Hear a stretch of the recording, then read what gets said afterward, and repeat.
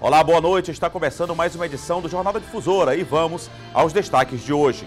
Primeiras doses para vacinação de crianças de 5 a 11 anos chegam ao Maranhão. O governo do estado dá início à imunização no público infantil e prefeitura divulga o planejamento de aplicação da vacina em crianças na capital. Faltam medicamentos que previnem e combatem a gripe nas farmácias e os riscos da automedicação, em meio ao problema de ter que deixar as casas por conta das cheias de rios. Moradores ainda convivem com a preocupação de terem pertences furtados. E ainda 270 mil eleitores maranhenses devem regularizar o título até o início de maio. Essas e outras notícias a partir de agora no Jornal da Difusora.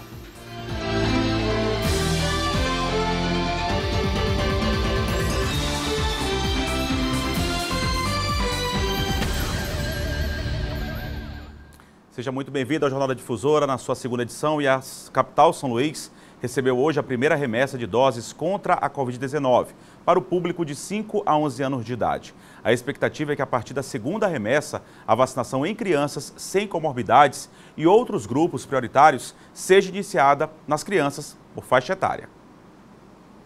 Na primeira remessa, 50 mil doses foram encaminhadas pelo Ministério da Saúde para o Maranhão e devem atender crianças de 5 a 11 anos. As vacinas devem ser distribuídas pela Secretaria de Estado da Saúde aos municípios. Segundo a Prefeitura de São Luís, a vacinação deve começar imediatamente após o recebimento das doses. Crianças com comorbidades devem ser as primeiras a receberem os imunizantes e os pais devem apresentar documentos comprobatórios no momento da vacinação. Portadores de deficiências físicas e neurodiversos também estão incluídos nesta primeira fase. E seguindo a orientação do Ministério da Saúde, o público-alvo que foi escolhido são exatamente aqueles que podem ser acometidos de forma mais grave em relação à Covid. São exatamente as crianças com comorbidades ou algum tipo de deficiência. Crianças com sintomas gripais ou Covid devem esperar 4 semanas para o recebimento das doses. Neste momento, a vacinação não abrange as que estão internadas em hospitais. Se acontecer alguma coisa, o infortúnio de ser pela própria condição da doença ou pela vacina, não se vai saber. Então, em relação à monitorização, aos eventos adversos reacionais pós-vacina, ficaria-se perdido se aquele evento que aconteceu foi por conta da doença que a pessoa já estava acometida e, portanto, estava internada, ou se foi pela vacina. Então, em relação a pacientes internados, não há a recomendação de fazer a vacinação. Segundo a Prefeitura, a expectativa é que a partir da segunda remessa, a vacinação em crianças sem comorbidades seja iniciada por faixas etárias. E hoje pela tarde, em um ato simbólico, crianças com comorbidades foram vacinadas. A vacinação ocorreu no Shopping da Criança, aqui na capital São Luís. A expectativa da Secretaria de Estado da Saúde é que a aplicação da primeira dose da vacina para crianças entre 5 e 11 anos seja concluída até o mês de março. Nosso objetivo é poder vacinar o mais rápido possível. A gente vai iniciar imediatamente a distribuição das doses que recebemos no dia de hoje. A ideia é que amanhã já todos os municípios tenham recebido as doses e já possam iniciar a vacinação de suas crianças. É importante lembrar que o Brasil é o segundo país do mundo onde mais morreram crianças em razão da Covid-19. A Ômicron, que está varrendo o país de ponta a ponta, ela é prevalente sobretudo em crianças, exatamente porque não estão vacinadas. Então é fundamental aos pais responsáveis, nesse momento, poder vacinar seus filhos. A vacina é segura, a vacina é eficaz e ela protege contra a Covid-19. E nas farmácias já está faltando remédios como antivirais e antigripais. A grande demanda é por conta do aumento do número de casos de síndromes respiratórias. Mas especialistas alertam: o consumo de qualquer medicamento, seja qual for, somente com o devido acompanhamento de um profissional de saúde. O Everton vem desde o início da semana tentando comprar antigripais e vitaminas para os filhos que estão doentes. Percorreu vários bairros de São Luís e não conseguiu encontrar.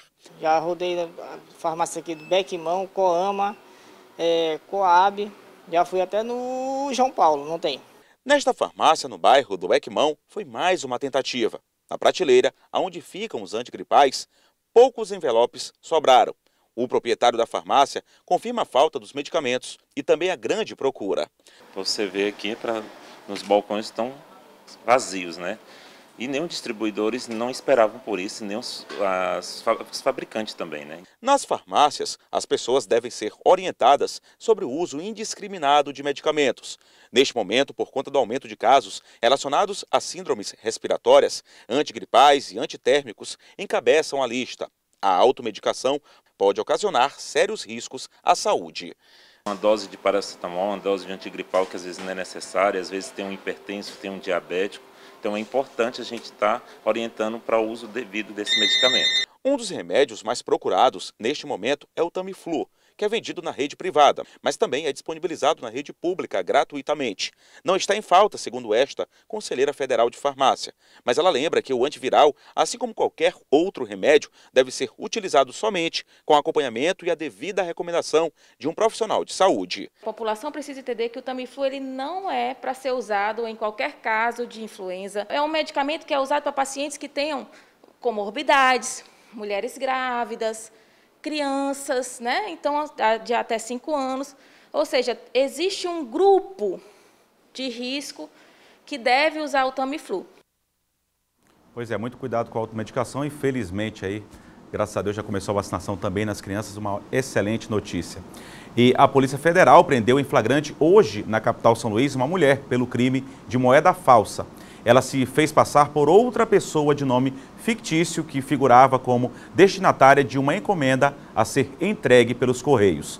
A correspondência continha notas falsas de R$ 50 e também de R$ 100, totalizando o valor de R$ 8.000 em cédulas falsas, que foram apreendidas. A mulher foi indiciada pelo crime também de moeda falsa e poderá ser condenada a pena que varia de 3 a 12 anos de reclusão e multa.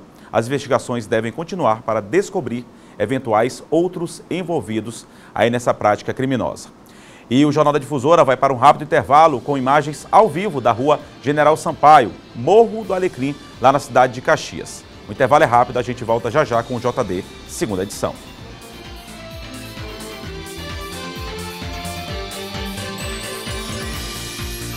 Jornal da Difusora, sua segunda edição de volta, e a gente conversa agora ao vivo com a repórter Franciane Araújo, porque autoridades e empresários de casas de shows estiveram reunidos para debater sobre as restrições do novo decreto na cidade de Caxias. Quem tem essas informações é a Franciane. Muito boa noite, Franciane.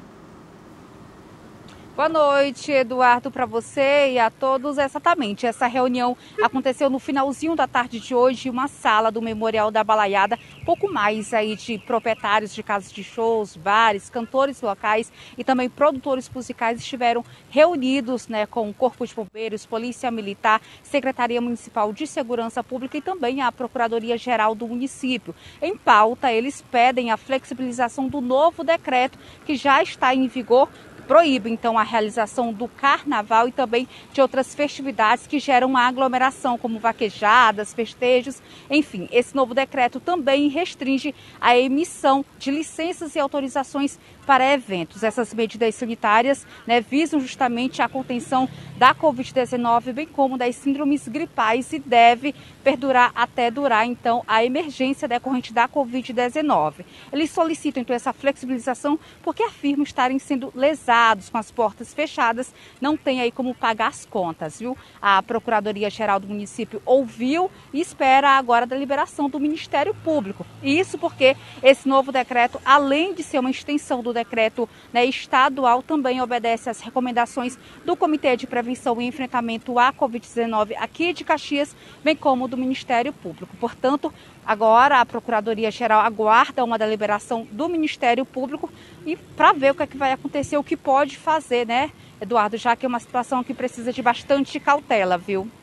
Obrigado, Franciane, pelas informações. Está aí, então, a Franciane participando ao vivo conosco lá do município de Caxias. Claro, prioridade é a vida, o Ministério Público acompanhando, mas também tem essas outras duas áreas também muito importantes. Situação delicada também para a economia e para a cultura. O município de Caxias, assim como todo o Maranhão, em alerta também para essa situação e o Ministério Público acompanhando. E olha, moradores de Imperatriz têm se dividido em grupos para tentar evitar os saques nas casas alagadas. São centenas de famílias prejudicadas com a cheia do rio Tocantins. Cerca de 1.200 pessoas estão prejudicadas diretamente com a cheia do rio. A inundação já chega a 19 dias e muitos moradores contabilizam os prejuízos. Além da cheia do rio Tocantins, os moradores convivem com mais um drama: os saques nas casas alagadas. Alguns moradores organizaram um rodízio de barqueiros para fazer a vigilância. É durante a noite que os crimes mais acontecem. A água tomou conta das principais ruas aqui do setor da Beira-Rio. Os piratas, como são conhecidos, se aproveitam da saída dos moradores para a casa de parentes ou abrigos, para saquear as residências alagadas. Esta moradora, que não quis se identificar com medo de represálias, conta que muitos vizinhos já foram roubados. E se deixar a casa sozinha por muito tempo, pode ter uma surpresa desagradável quando voltar. Tem esse cuidado de deixar as casas com medo de serem saqueadas. É por isso que muitos ainda arriscam em ficar nas suas casas? Arrisco ficar em casa para cuidar dos pertences que ainda estão lá dentro. Esta aposentada conta que muitos vizinhos deixaram as casas, mas deixaram os pertences. Tem, eles estão tirando, ontem mesmo tiraram, foi muita coisa, está lá alagada. A maioria dos ribeirinhos não quiseram falar sobre o assunto. O major do 3º Batalhão da Polícia Militar faz um pedido à população que registre os crimes oficialmente para que a polícia possa mapear a área e autuar os criminosos. Quando é feito esse registro, nós fazemos um mapeamento desses crimes, das zonas, das áreas onde há maior volume, maior incidência de crime. E assim a gente consegue canalizar o policiamento para que tenha um resultado mais efetivo no combate à criminalidade. Que situação, né? As pessoas já têm um prejuízo de ter que deixar a casa alagada por conta das cheias, ainda tem objetos pessoais levados aí por bandidos. Infelizmente, isso é lamentável. A Polícia Militar está combatendo essa ação lá em Imperatriz e em outros municípios. E olha, em Porto Franco, o volume das águas do rio Tocantins já ultrapassa os 10 metros acima do nível normal. Quem traz mais informações é o repórter Geisel Nascimento, direto lá do município de Imperatriz, participa ao vivo conosco. Muito boa noite, Geisel. Olá, Eduardo Ericeira, boa noite para você, boa noite a todos que acompanham a nossa programação. Porto Franco, a 100 quilômetros daqui de Imperatriz, não é diferente. Com a cheia do rio Tocantins, já ultrapassou os 10 metros e já desabrigou muita gente. Os barqueiros já têm dificuldade para fazer a travessia por causa da forte correnteza. Outro detalhe importante, Eduardo, é que muitos povoados da zona rural de Porto Franco também estão na mesma situação. Quem mora às margens do rio Tocantins já tem que desocupar o mais rápido possível, porque o nível está mais alto ainda, mais de 20 metros. E a Defesa Civil e assistente social do município de Porto Franco já começam a visitar todas as localidades ali ao redor para conversar com esses moradores e convencê-los a deixar suas casas. A maioria não quer deixar as casas por causa dos seus objetos pessoais. Então, eles estão trabalhando, levando informações, conscientizando. Algumas famílias já foram remanejadas e estão em abrigos da Prefeitura. 20 famílias já estão lá recebendo toda a assistência da Prefeitura Municipal e também de outras instituições. Então, fica aqui o alerta, o nível do rio Tocantins continua subindo. A gente traz sempre uma atualização e as famílias têm que ficar atentas. Tem que deixar, sim, esses locais, porque o nível ainda vai aumentar do rio Tocantins. Eu volto com você no estúdio na capital, Eduardo Ericeira. Geisel, pelas informações, grande abraço para todos em Imperatriz, para toda essa equipe Difusora Sul, que tem acompanhado toda essa situação, não só no município de Imperatriz, mas toda a região tocantina. E olha, o Jornal da Difusora vai para um rápido intervalo com imagens ao vivo da Praça Meire de Pinho, lá na cidade de Imperatriz. O Jornal da Difusora, segunda edição, volta já já.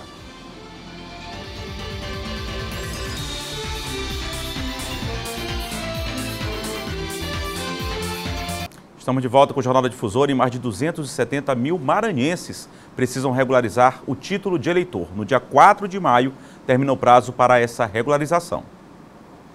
Em Caxias, 23.759 eleitores tiveram seus títulos cancelados, seja por deixarem de comparecer às urnas nas últimas eleições sem justificativa ou outros motivos.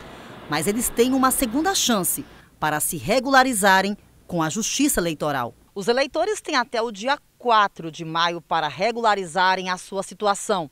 Esse atendimento pode ser feito de forma presencial nos cartórios eleitorais ou pela internet. Pela internet, a forma é simples e rápida, pelo sistema Título Net ou pelo próprio site da Justiça Eleitoral.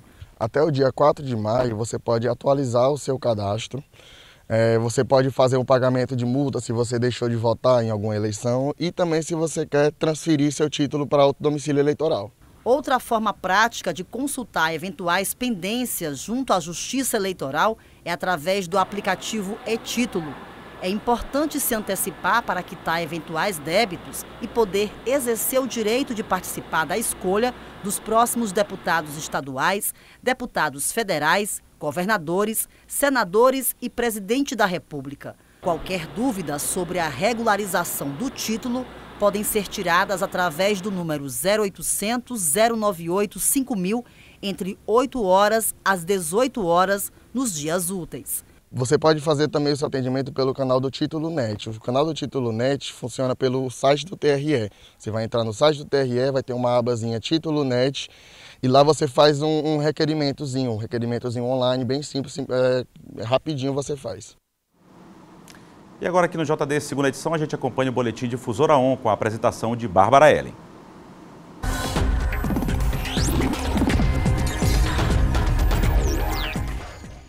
Boa noite. A terceira parcela do Auxílio Brasil incluirá 3 milhões de famílias e está prevista para ser paga na próxima terça-feira.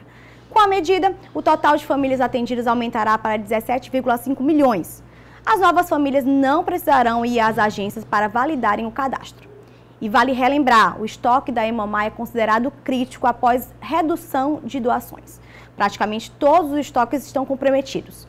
E é importante lembrar que, para a segurança dos doadores, todas as medidas sanitárias estão sendo seguidas. Confira essas e outras notícias no Difusora ON.